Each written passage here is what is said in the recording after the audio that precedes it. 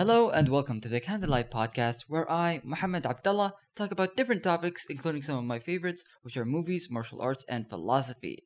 Guys, let's start with this week's quote. So this quote comes from a fictional character, actually, the Red Queen from Alice in Wonderland. If you ever seen the movie, or the movies, or read the book, yes, you would know who the Red Queen is. So let's just start with a quote and then elaborate on some things that I want to touch upon. So the quote is in context where she is. I just said I want to elaborate after the quote, but now I'm elaborating before. Wait, just give me a second. So she just met Alice, and Alice just happened upon her kingdom. So she tells Alice, "My dear, here we must run as fast as we can just to stay in place. And if you wish to go anywhere, you must run twice as fast as that." So let's unpack this. Basically, what she says is that in this kingdom, you have to run just as fast as you can just to stay in place. Now, what does this mean? Okay, I'm getting what I just said. What does this mean? I felt a bit, a bit cheesy saying that. It's like, what does this mean? Oh, bloody! What could this possibly allude to? No, I felt a bit, kind of cliche and cheesy.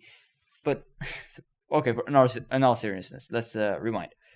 So really, how do we unpack this? Well, apparently, I came across this quote, by the way, because I was listening to one of Jordan Peterson's lectures, and I'm an avid Jordan Peterson listener. I really enjoy listening to his lectures, his material. He has really, really beautiful, insightful thoughts and ideas, and he's just an all-around swell person, to put it mildly. He's a really cool person. He's a really influential, a really informative, and he just really wants to help impact people's lives and make them better, as I do. That's my whole thing, kind of. So I really enjoy listening to him. And he, in one of his lectures, in what he calls the biblical series, where he talks about many different things that kind of relate to the Bible, the Old Testament and New, he mentioned this quote from the Red Queen from the story of Alice in Wonderland. He characterized the queen. He kind of explained this. He characterized the queen as this, this Mother Nature figure. That's why she's always saying "off with your head," because that's what life is doing, what nature is doing constantly to people. It's constantly demanding that you survive, or that you either survive or you die. You have to keep on pushing, keep on moving in order to basically maintain some sort of homeostasis, some sort of stasis rather, not homeostasis. That's a biological term which kind of relates, but not really. So, this is a fictional character saying this. Oh, by the way, I'll give you a bonus a quote this week. Oh, we're doing so many different kind of innovations here. Bonus quote, fictional quotes. Anyway, so life is like a bicycle. To stay in balance, you must keep moving, as said by Albert Einstein.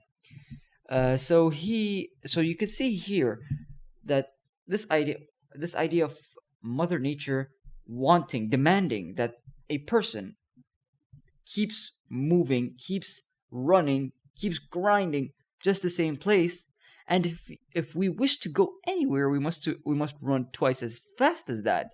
Meaning, there's no such thing as stasis, staying where you are. There's no such thing as being stagnant and staying where you are. Time moves on. Things move on. You have to stay up to task. You have to stay up to date. You have to keep yourself moving because, as Albert Einstein said, life is like a bicycle. To stay in balance, you must keep moving. If you just, for example, let's say I'm an 18-year-old person who is fresh off graduating high school. Okay, everybody sees that. I just graduated high school. There's not many high expectations of me.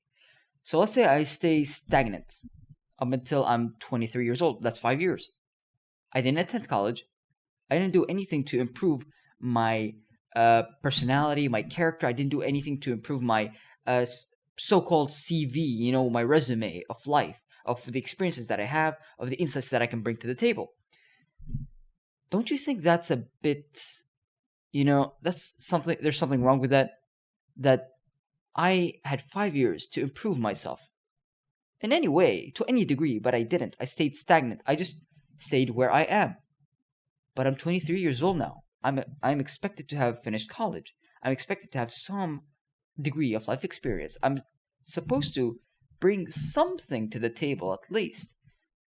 Be it a job, be it a degree, degree as in, bachelor's or something. So, something. And then imagine I stay stagnant for 5 more years. I'm 28 years old now. I'm unemployed. I haven't been in college. I haven't done anything to improve my life. Imagine how everybody just would see you. How I'm not saying everybody is in society is judging you. No, this is the reality of the situation. You're in nature. Nature is free real estate. It's free for all. You either you either are moving or you're not, and you're left behind. And that's where the off with your head comes in, and you basically are removed from the pecking order, let's say, the dominance hierarchy, as Jordan Peterson would put it. I really hope everything I just said makes sense, because it makes sense in my head, at least. I really hope it's making sense to you guys. So this is how it is. You have to keep improving yourself. You have to keep putting one foot in front of the other, and try to stay in your lane and keep on moving. Keep moving forward. So that's something that I really that's something that's really struck a chord with me, because I'm young. I'm in my early 20s, and I see that yes, I can be the same person I am right now, but everything around me will pass me on. My whole family would mature more than me. My group of friends will mature. They'll all move on with their lives, and I'm just gonna stay here, having done nothing except for what I have done up until the point where I became stagnant. So that really doesn't work. Sure, I mean, yes, life is somewhat difficult. Difficult to varying degrees for everyone, but people must keep moving forward. You as a person must keep moving forward, not for anyone else necessarily. It's more for you. It's for yourself. To make sure you have a self-worth for yourself. You have self-respect. You have to keep learning. You have to keep improving. You have to keep being better. Even if it's exercising, even if it's reading books, even if it's just something as simple as, meditating every day, even. Something that I barely tried in my life. Well, I can't say that. I pray. So prayer, the Islamic prayer, 5 prayers a day, that's a form of meditation, isn't it? And I enjoy them. So, I don't know if that even counts. But anyway, it gets me through my day. And so, yeah, this is what actually, going back to the stagnant stasis problem, this is what evolutionary psychologists and biologists call the Red Queen problem, because the Red Queen from Alice in Wonderland is the one that iterated that quote. She said that in this kingdom we must run as fast as we can just to stay in place. And check this out. She goes even further and says, and if you wish to go anywhere, you must run twice as fast as that. So now you're not even trying to stay up to date. Now you're trying to exceed yourself. Now you're trying to even basically break your own boundaries, break your own personal records. You have to run twice as fast as that. And a lot of people can do that, and a lot of people think they cannot. But I think according to my experience, everyone can do that. But we also need to keep in mind not to, burn out while actually trying to achieve a lot of things. We have to go at a pace that we enjoy, a pace that is good for us, psychologically and physically.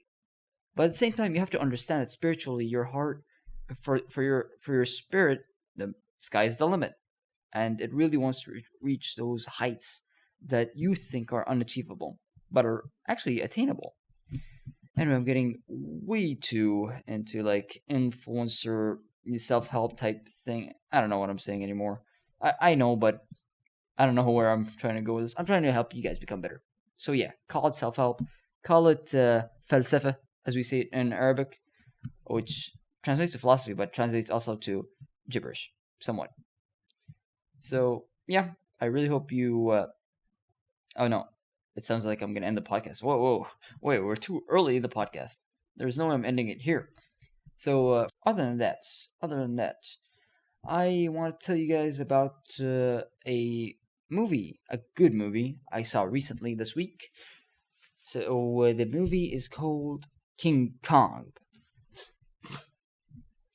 So King Kong, not Kong Skull Island, not the 1930s King Kong movie. No. The 2005 Peter Jackson's King Kong, one of the greatest movies of all time, if you ask me. It's such a spectacular movie. It's cinema. That's what it is. It's not just, your run-of-the-mill monster movie where just a big monster just crushes on fire, just smashes and destroys. No, it's way more than that. Even the movie itself kind of acknowledges that. It says, one character in the movie says, monster movies are B movies. The director himself even acknowledges that by putting that phrase in the movie. He's not trying to make a plain old monster movie. He's trying to make something more. Something that's gonna stay for ages to come for people to watch and be just amazed by. Because, man, the movie was made in 2005. And I'm watching it right now, and I'm still amazed at how good the special effects more than hold up. Aged so well. Nevertheless, the action and the story and just wow. Such a brilliant movie. I really, really enjoyed it. I loved it the first time I saw it in theaters when I was 6 years old, I think.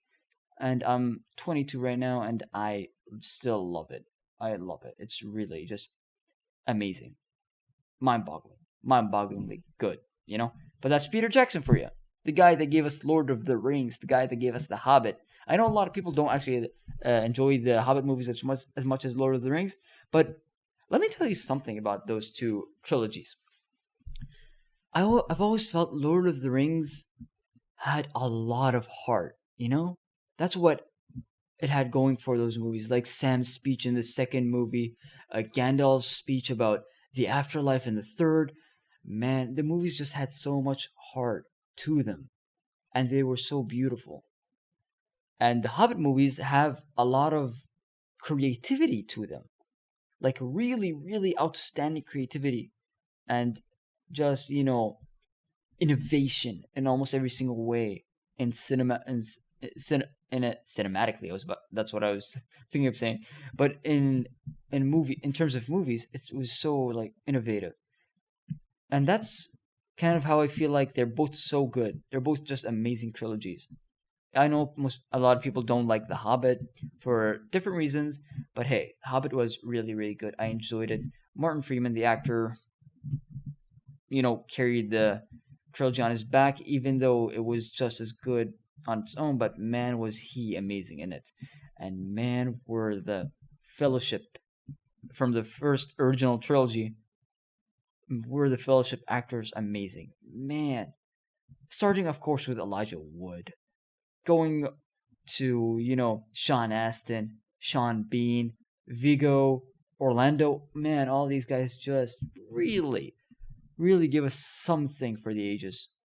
Something amazing. I really enjoyed it. I really enjoyed having the pleasure of watching those movies, And speaking of good movies, I also recently, not too recently, actually a few weeks ago, I watched a Pixar movie. Speaking of good movies, Pixar is one of those just movie companies, one of the very, very few companies that put on solid, amazing movies every single time they make a movie. Like every year they're making a movie, I believe, or if not every other year, and they're just good movie after good movie. No, scratch that, great movie after great movie. Let's start all the way back to Toy Story. How smart. Guys, I'm going to get to the Pixar movie I watched a few weeks ago in a second, which is Soul, by the way. Let's just start from the beginning. Man, how good was Toy Story 1? How creative. How just smart was it?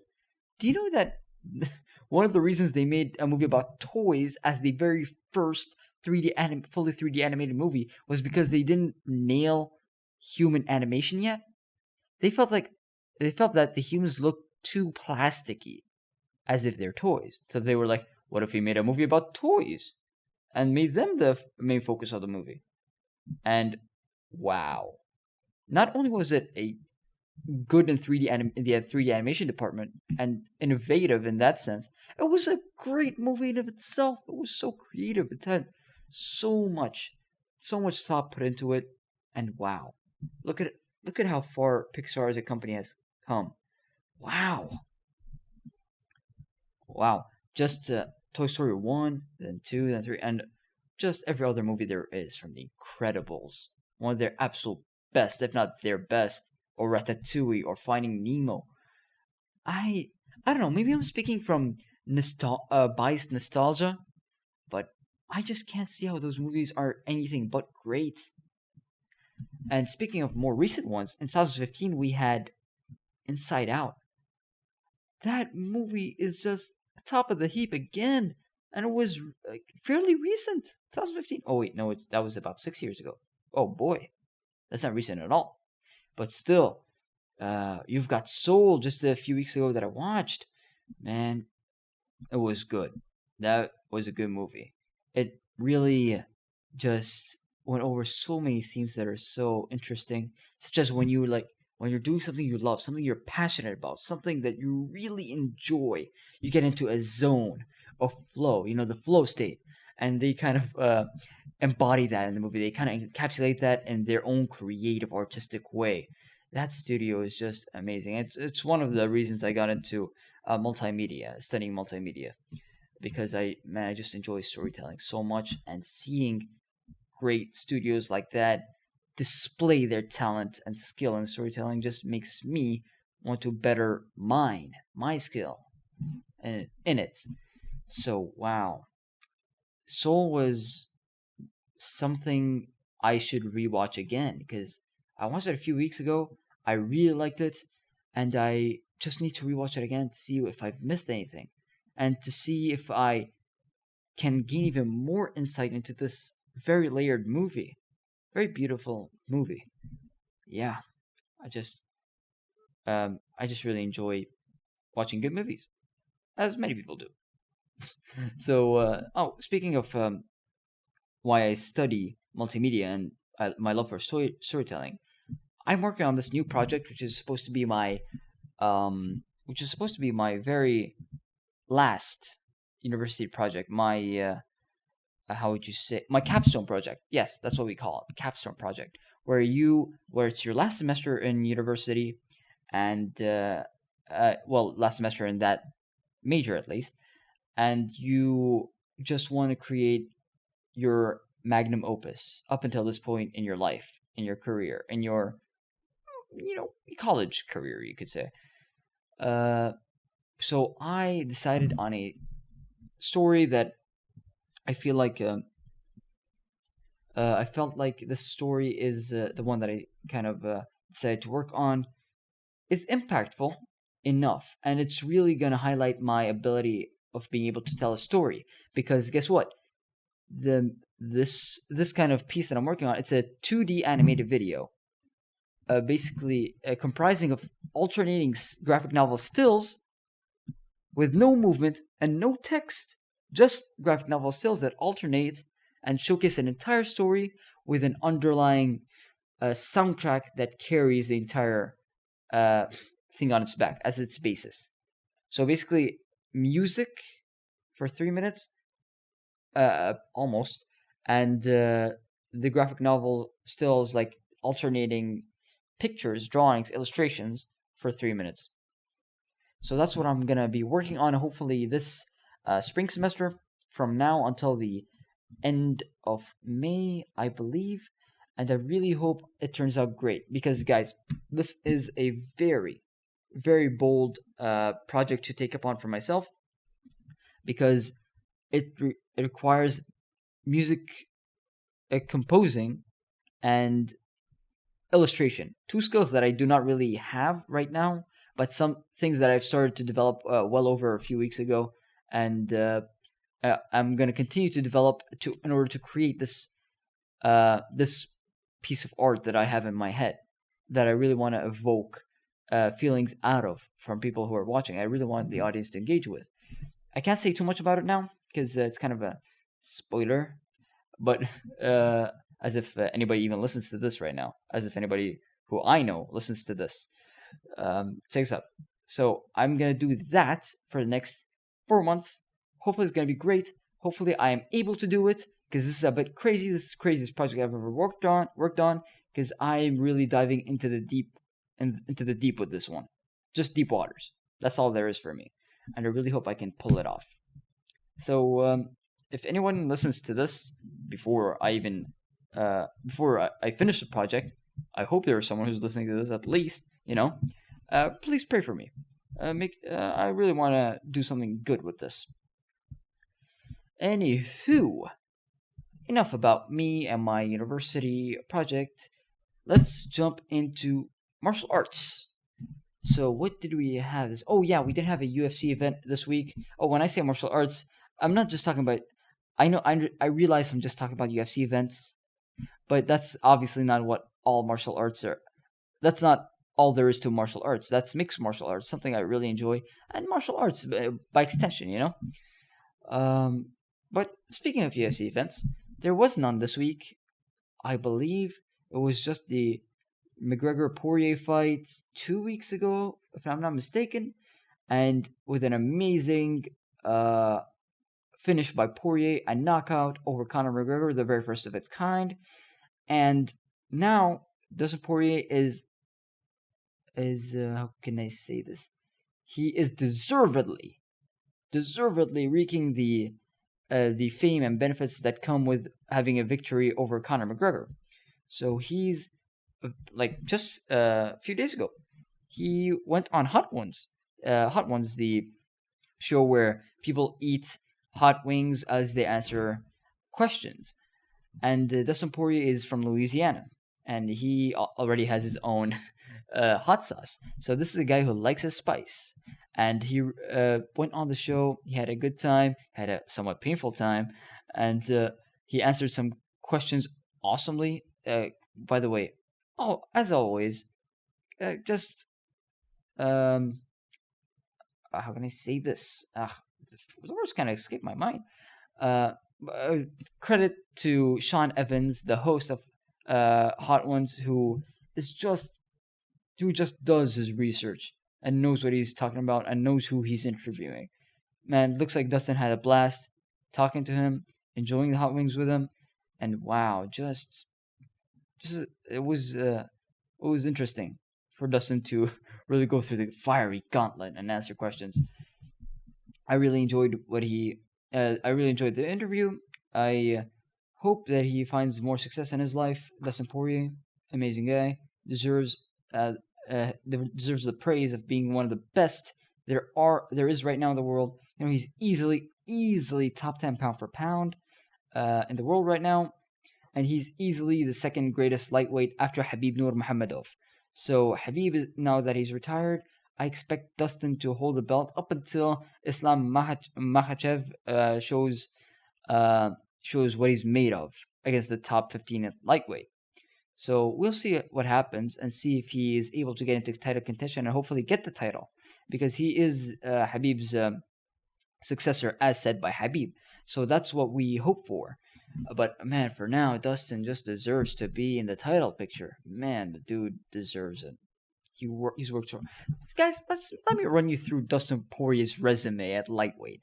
He fought and beat the following: Anthony Pettis, former lightweight champ; Max Holloway, former featherweight champ, twice; Eddie Alvarez, former lightweight champ; Justin Gaethje, at one point interim lightweight champ; Conor McGregor, former double champ of featherweight and lightweight; Dan Hooker, and a top 7 talent easily. And wow, I mean, just those names alone. Did I miss anything?